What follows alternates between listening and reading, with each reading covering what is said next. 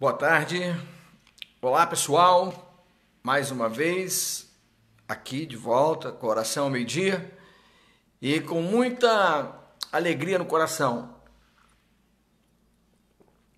Tenho vivido momentos ímpar na minha vida no que diz respeito a este momento de oração em que estamos vivendo.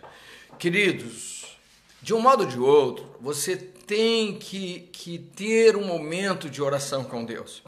Eu busquei esse momento da oração ao meio-dia, todos os dias, não é exatamente para forçar você a orar, não. É porque eu quero de verdade orar com vocês. E encontrei um espaço nesse tempo para que a gente possa estar orando juntos. Mas a verdade é que todos nós temos que viver uma vida em oração, todos nós temos que ter esses momentos de oração com Deus. Isso é uma necessidade humana. Você tem que buscar a todo instante essa vontade, essa necessidade de viver em Deus esse aspecto da oração. E aí, queridos, hoje eu tenho um tema que é muito peculiar, é um tema que gostaria de viver falando desse tema, que é um tema que é viver uma vida em espírito, o espírito perfeito, o espírito da verdade. E esse é o Espírito de Deus. E, sobretudo, com o conhecimento do que Deus já deixou para nós. Eu abri um texto há pouco que eu queria ler com vocês, e o texto diz assim, é um texto até muito simples, mas eu queria tratar um pouco desse texto com vocês. Diz assim, Hebreus capítulo 4, verso 12, pois a palavra de Deus é viva e eficaz, e é mais afiada que qualquer espada de dois gumes, de dividir a alma e o espírito, nas juntas e medulas, e julga os pensamentos e a intenção do coração. É óbvio que num texto como esse, você que já esteve comigo em outras lives, já sabe o que significa o coração para a Bíblia, o coração, que a Bíblia sempre fala de coração, coração, coração. E você já aprendeu isso nas outras lives, o que é o coração, e também já aprendeu o que é pensamento, porque também já falei aqui sobre o pensamento. Mas o que o texto está dizendo aqui é o poder que a palavra tem. Se queremos viver o Espírito verdadeiro, ou o Espírito perfeito, que é o Espírito de Deus, nós precisamos andar e conhecer a verdade. E eu também falei em outras lives aqui sobre o fato de a maior parte de nós estarmos vivendo em mentira, ou vivendo fora da verdade. E aí agora a gente lê esse texto que fala da eficácia da palavra de Deus. Fala que ela é viva e eficaz. Ela é viva porque ela dá vida. E ela é eficaz porque ela é perfeita. Então imagina você que esta é a vida que estamos prestes a viver. Uma vida em espírito perfeito, o qual a palavra de Deus nos ajudará por ela ser eficaz e viva. Nos trará vida e vida em todos os sentidos. Quantas vezes já falei aqui que existem áreas da sua vida que você nem percebe, mas já está morta, e que Deus está disposto a usar o poder dele e a palavra dele para que você tenha vida em áreas mortas da sua vida. Também fala de uma palavra que é eficaz, ou seja, ela funciona, e ela vai funcionar para mim e vai funcionar para você. Mas também não é somente isso. Ela também diz do nível de penetração da palavra, que vai ao ponto de atingir a alma.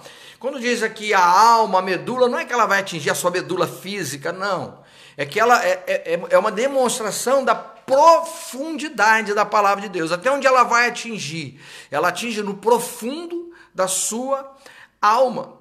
E é nesse sentido que nós temos que aprender a viver. É nesse sentido que a gente tem que conduzir a nossa vida espiritual. Eu não tenho você não tem dúvida, e eu também não tenho dúvida, de que Deus é totalmente perfeito.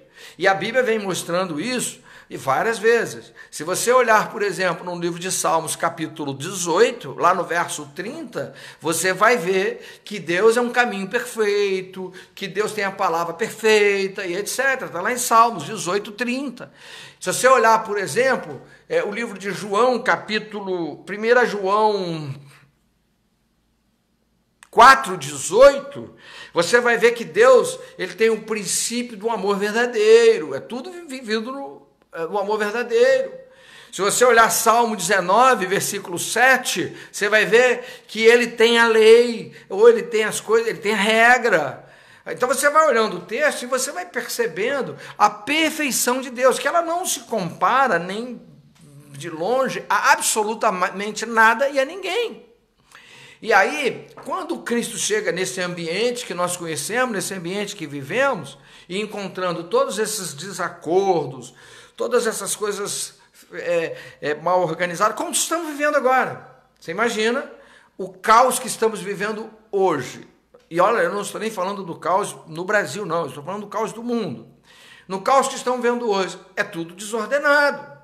Então, como que eu faço para agir no meio das coisas desordenadas, no meio do caos, no meio do desespero? Só um Deus perfeito. Só agindo como Deus nos ensinaria em sua perfeição. Por isso que a palavra de Deus é viva e eficaz, porque é ela que corrige esses erros de pensamentos, é ela que corrige esses erros de rota, é a palavra de Deus que corrige esses erros de conceitos, é a palavra de Deus que nos ajuda nisso. E isso não sou eu que estou falando, o mundo já falou sobre isso de diversas formas, em diversas religiosidades. O mundo, de uma forma quase que geral, ele não contesta Deus. Há uma série ou outra, um caminho ou outro da área científica, talvez, mas o geral do mundo não contestam Deus. E não contestam também a perfeição de Deus, porque realmente considera-se que Deus é um Deus perfeito. E é ruim isso, porque olha que coisa, olha que dualidade difícil de entender. Nós temos um Deus que é perfeito, e do outro lado temos nós que somos imperfeitos, e totalmente imperfeitos. É isso que temos. E no meio disso, onde nós temos o Deus que é perfeito e o Deus que é imperfeito, Deus olha para nós e ele quer uma aproximação. E como é que ele vai se aproximar de um ser imperfeito? E aí ele gerou uma série de mecanismos para que eu e você pudéssemos nos aproximar do que é perfeito. Porque, em tese, se você olhar o Antigo Testamento, os sacerdotes, ou os sacerdotes que entravam no Santos dos Santos, eles tinham que ter uma vida totalmente sem pecado. Era uma coisa complicada, não era qualquer pessoa que entrava. Então, até isso era um aspecto de Deus de querer esta aproximação. Então, um ser perfeito, que tem verdades, as verdades são sempre perfeitas, com um ser que somos nós, totalmente imperfeito, e vivendo máscaras, vivendo mentiras, vivendo uma vida de engano, vivendo uma vida de amostras, vivendo uma vida de querer se mostrar aquilo que você não é, e por aí, é assim que nós somos assim. E como é que coadunam esses dois seres? Como é que eu consigo fazer com que esses dois seres se aproximem um do outro? E aí, Deus estabeleceu o princípio da misericórdia, para que a gente pudesse. Deus estabeleceu o princípio do arrependimento, para que a gente pudesse. Deus estabeleceu o princípio do perdão, para que a gente pudesse. Então, existem várias ferramentas para que você possa se aproximar de Deus. Qual que é o intuito meu e seu de se aproximar de Deus? Qual que é essa? Por quê? Porque nós, de verdade, eu estou falando isso, parece meio caótico. Eu vejo movimentos no mundo de hoje, e aí eu quero falar um pouco mais do mundo evangélico, que é o mundo que eu vivo, é o mundo que eu tenho um pouco mais de histórico. Vive um mundo de modismo a todo tempo. Então agora tem nova moda, amanhã será outra, e vive esse tempo todo o mundo de modismo. E quando eu vejo esse modismo, igrejas criando modismos o tempo todo para atrair, e sempre a desculpa é para atrair, porque nós queremos que os jovens estejam na igreja, então nós precisamos atrair. Eu não tenho problema com atrair, eu tenho um problema provavelmente com esses modismos que tira a essência de Deus, a essência da palavra e etc. Esse sim eu tenho um problema. Por quê? Porque os modismos, eles vão e vêm, passam, mas a Bíblia e a verdade, elas permanecem para sempre. Eu não estou falando, e eu não sou, em nenhum aspecto, eu não sou fundamentalista. E quem convive comigo sabe disso. Nem estou falando de fundamentalismo.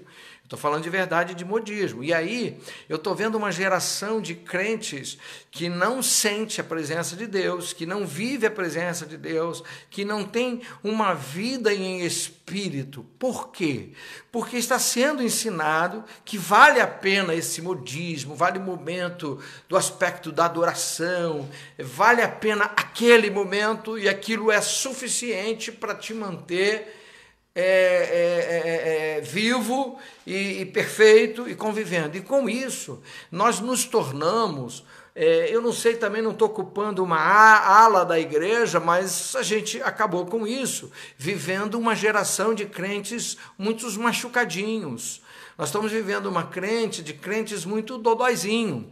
E isso é muito ruim, porque, na verdade, o que nós deveríamos ser são pessoas maduras, que entende a verdade e vive a verdade. E é isso que Deus espera de nós.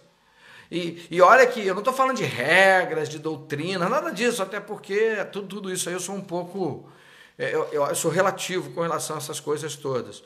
Muitas das doutrinas, por exemplo, que eu conheço, não faz sentido absolutamente nenhum. Não faz sentido nem físico, nem moral e nem ético. E então aí, não estou falando disso.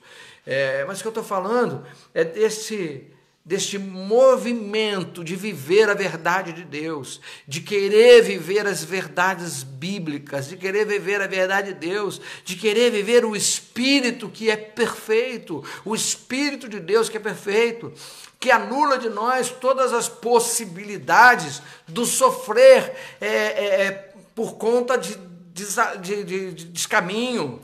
Você vai dizer, pastor, você quer dizer que se eu viver uma vida de Espírito não vou sofrer, queridos? Deixa eu dizer uma coisa para você.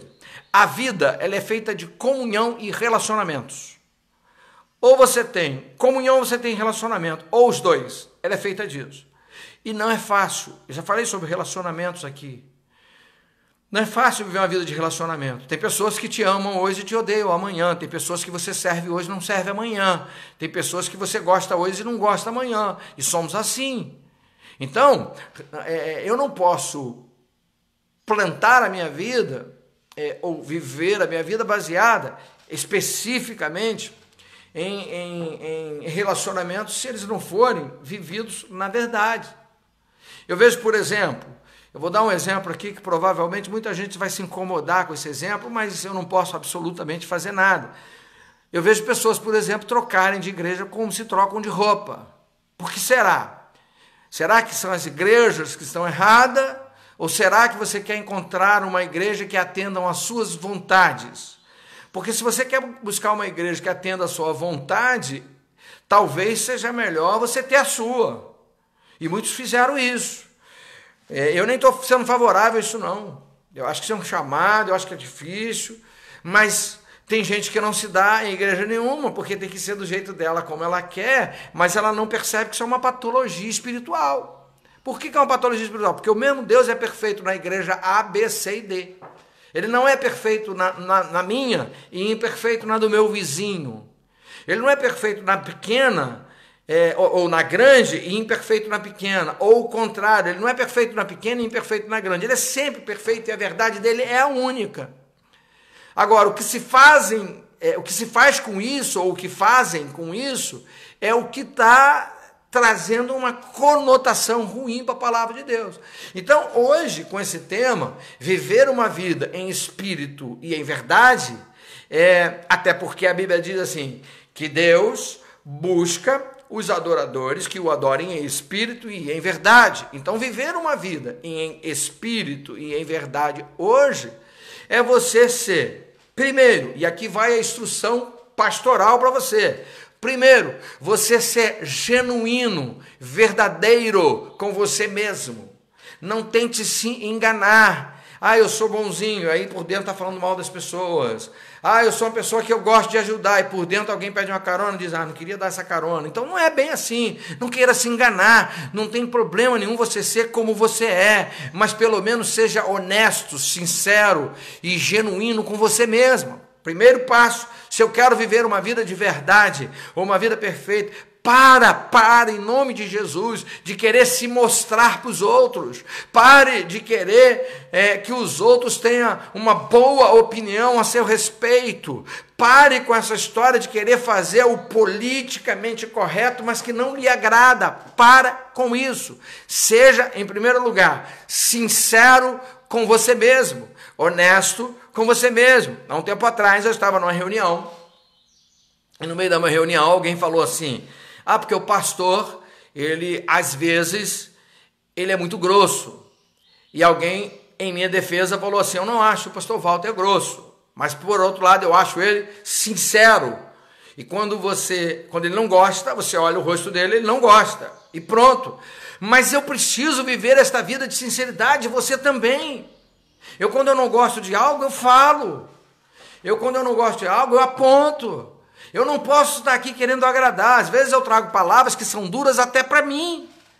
Mas eu gostaria muito de trazer palavras que agradam a todo mundo. Porque como é bom trazer palavras que amassageiem o ego. Como é bom trazer palavras de bênção, de bondade, que tudo vai ser uma maravilha. É maravilhoso trazer essas palavras. Eu já fiquei em altar horas de oração no meio do culto, na expectativa de uma palavra muito dura que eu ia falar, que estava me machucando. E com certeza ia machucar o povo. Obviamente, Deus sempre encontra uma maneira doce de falar. Mas a verdade porque nós temos que viver a verdade de Deus. Então, em primeiro lugar, seja verdadeira com você mesmo. Seja verdadeiro com você mesmo. É assim que você é e é assim que você tem que ser. Para de esconder as coisas. Para de viver o secreto. Tem gente que até o Face, a pessoa desligou o Face. Não sei, eu estou aqui falando, não é exatamente de uma pessoa, mas ele ou ela desligou o Face. Por quê?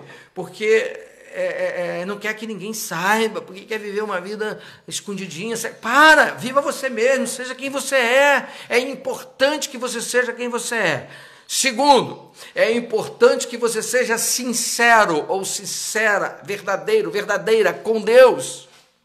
Por quê? Deus conhece as suas fraquezas, sabe quando você está enganando, sabe como você está mentindo, sabe como você está querendo dar um jeitinho. Tudo isso Deus sabe. Então não faz sentido você querer viver uma vida achando que de algum modo está passando esse seu engano. Não, seja verdadeiro com Deus.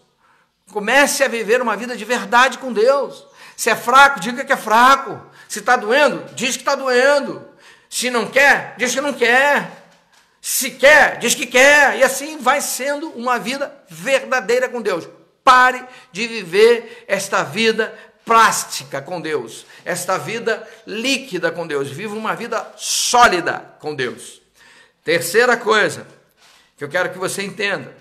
Primeiro, seja você mesmo sempre. Segundo, seja sempre sincero e genuíno com Deus.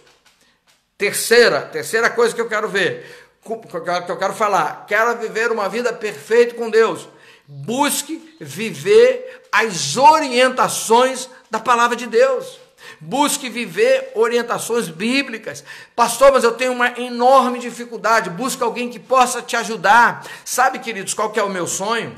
Que pessoas na igreja se reunissem em grupos, independente do pastor, se reunissem em grupos para estudar a palavra de Deus, para entender a palavra de Deus, para, na pior das hipóteses, trazer as dúvidas e perguntar, pastor, nós estudamos aqui esse texto e tivemos esta dúvida, e aí sim, eu estou tirando esse seria o meu sonho, de pessoas que tivessem o interesse, seja no grupo de 2 pessoas ou num grupo de 10 pessoas, mas mostrando interesse por aprender e viver a palavra de Deus. E isso seria de uma forma interessante, importante. Você veja que a escola dominical, eu sempre falo isso, se a igreja tem 100 membros, 20 frequentam a escola dominical. O número de escola dominical é entre 20% e 30%. O número de escola dominical devia ser 110%. Mas ninguém quer aprender sobre a palavra de Deus, porque não tem interesse em usar. É por isso que você não quer aprender, porque você não tem interesse em usar. Você quer soluções prontas. Tem pessoas que me ligam achando que eu já tenho uma solução pronta, porque você quer uma solução pronta. E todos nós, de algum modo, me parece, queremos uma solução pronta. Gente, vai viver a palavra de Deus, vai buscar a palavra de Deus, vai buscar a solução. 4, para eu terminar esse episódio de viver uma vida em espírito e em verdade. 4, procure ver conceitos da sua vida, valores da sua vida e aplique eles segundo a palavra de Deus. A gente não faz isso. Por exemplo, família é um grande valor para mim. Todo mundo que me conhece sabe disso. Família é um grande valor para mim. Como que eu tenho que ser, olhando a palavra de Deus, como que eu tenho que ser para ter uma família ajustada? Beleza, é assim que vai ser. Trabalho é um valor para mim. Como que eu tenho que me comportar no meu trabalho? Vamos ver o que a Bíblia diz sobre isso. Busca lá, e a Bíblia vai te dizer sobre isso. Relacionamento. O que a Bíblia me fala sobre relacionamento? Vamos lá olhar o que a Bíblia fala sobre relacionamento e vamos viver aquilo ali que a Bíblia está falando. Comunhão. O que a Bíblia fala de comunhão? Pô, vamos viver ali esse processo de comunhão. Negócio. O que a Bíblia fala sobre negócio? Eu que gosto muito. Vamos ver ali o que a Bíblia fala sobre negócio. E por aí, vai vendo. Mente humana, pensamentos. O que a Bíblia fala? Tudo que é correspondente ao seu viver, traga o conceito e leva para a Bíblia. E vê se a Bíblia, o que a Bíblia diz, ou o que a Bíblia te orienta nesse respeito. E é assim que a gente vai conduzindo a nossa vida em verdade e em espírito. Tem gente que acha, eu já falei sobre isso aqui, já estou me cansando de falar, tem gente que acha que viver uma vida em espírito e em verdade é ser os santarrões da igreja. Chega de santo na igreja, acabou o tempo de santo na igreja, o processo da Inquisição já foi, vamos acabar com isso.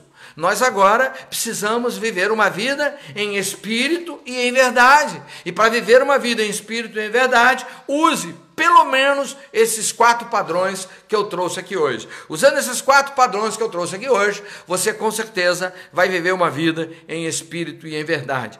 Pastor, eu quero fazer tudo isso que o senhor falou, mas qual que é o benefício de eu viver uma vida em espírito e em verdade?